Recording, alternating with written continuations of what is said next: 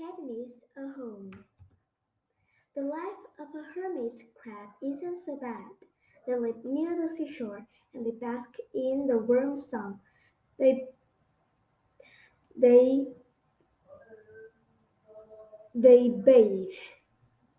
They bathe in the salty sea and they play in the surf.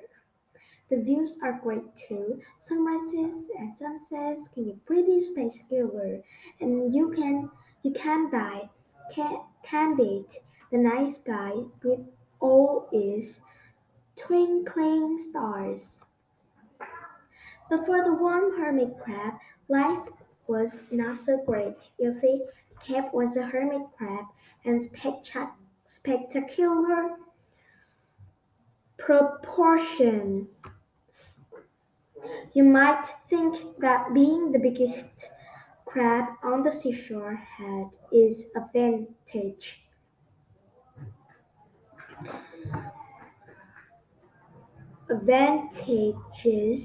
However, for Cap, the advantages were few and far between.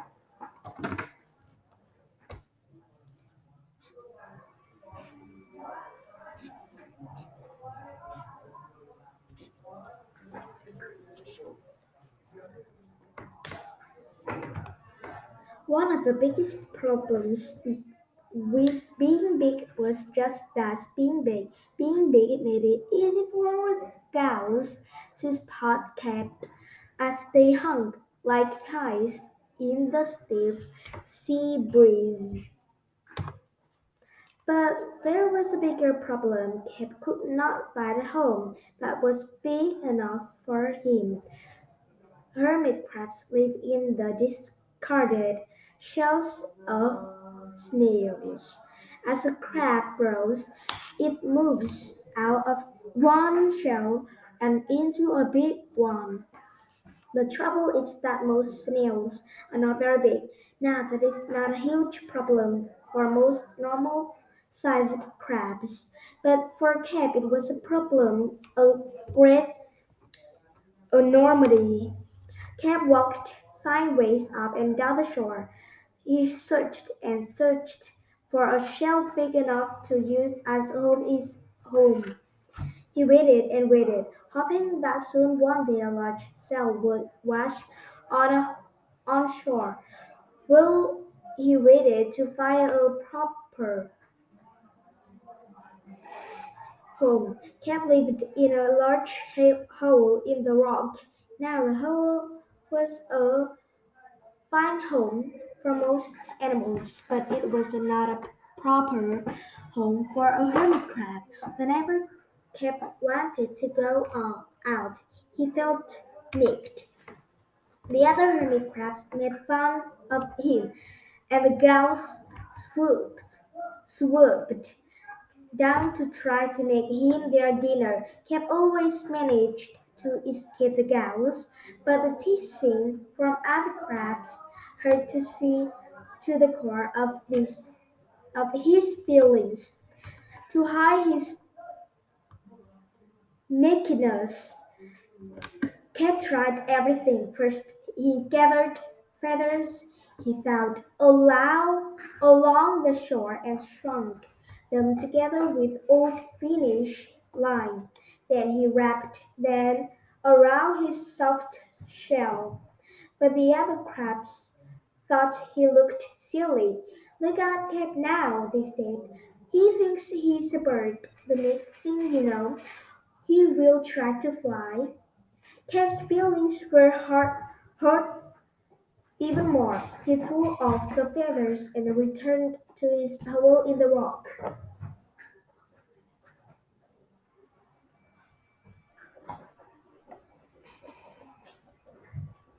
Next, he gathered seaweed and wove it together to make a fine-looking suit.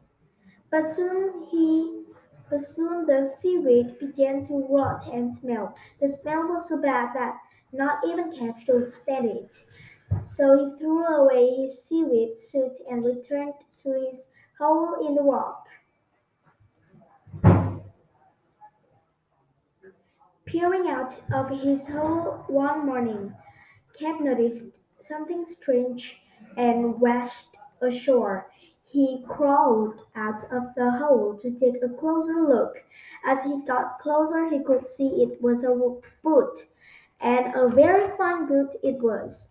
The boat was bright blue, which was Cap's favorite color in the world. He had always admired the blue starfish in the tide pools, and he thought that blue crabs were the most handsome of all crabs. He had looked for a blue snail shell for a home when he was a smaller crab, but he had never found one.